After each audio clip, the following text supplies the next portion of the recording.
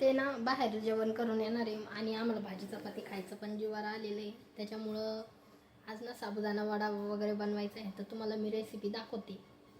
आणि बघा किती पसारा पटलेला आहे माझा. आज वगैरे उकडायला टाकले आणि थोडं शेंगदाणे वगैरे तोपर्यंत भाजून घेते. साबुदाणाच वडा बनवते. जाऊन द्या. आज ते पण म्हणजे घरी नाही येतं, मला पण जीवावर आलंय काम करायचं आणि म्हणजे एकदम असं आळस आलेलं सारखं झालं. खूप उशीर झाला आणि तो पण मला मम्मी मला म्हणजे चपाती भाजी नको. तुम्ही म्हणशाल की म्हणजे साबुदाणा वडा कधी पण खाता. काय करणार, माझ्या मुलाला ना खूपच साबुदाणा वडा आवडतो आणि मला पण आवडतो.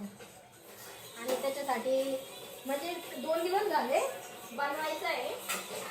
साबुदाणा पण भिजू घातला होता, म्हटलं खराब होऊन जाईल, तर त्याच्यामुळे आज बनवते. कारण ते पण नाही आहे आणि कोणीच घरी नाही आहे आज. त्याच्यासाठी आम्ही दोघंच आहे. बघू शकता याच्यात ना शेंगदाण्याचं कूट घेतलं आणि एकच मिरची घेतली. दादूला तिखट आवडत नाही. आणि 3 आलू घेतले. आणि आता हे ना किसून टाकते मी याच्यामध्ये.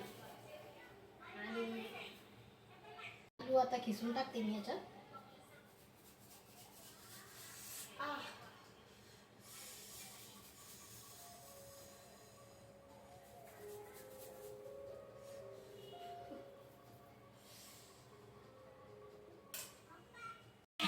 सरक सरक सरक तेल उडत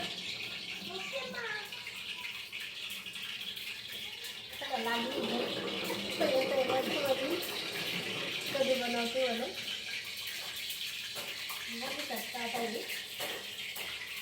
मस्त बनवून घेते मी. छोटे छोटेच बनवते.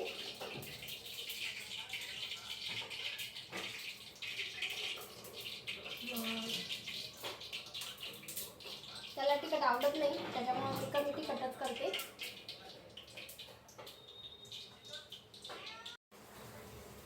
हे बघा तेल गरम करायला टाकते आणि दादूला पण लय खूप भूक लागली आता. दादू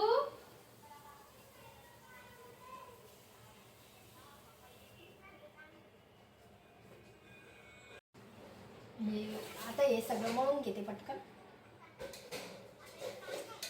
तर दादूला पण भूक लागली जास्त.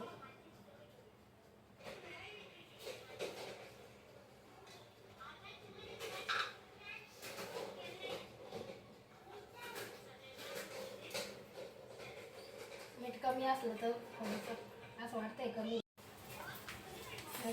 झाले वडे. आता दादूला देते मी आणि बाकीचे नंतर तळते, तर त्याला खूप भूक लागली.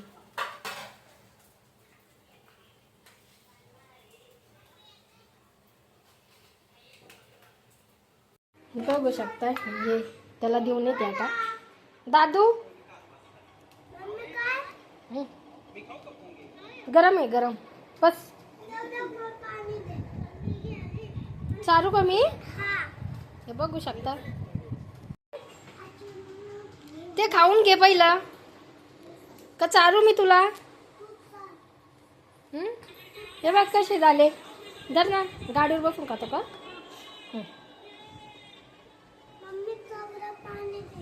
पाणी देऊ का. बरं, बाकीची बनवून घेते.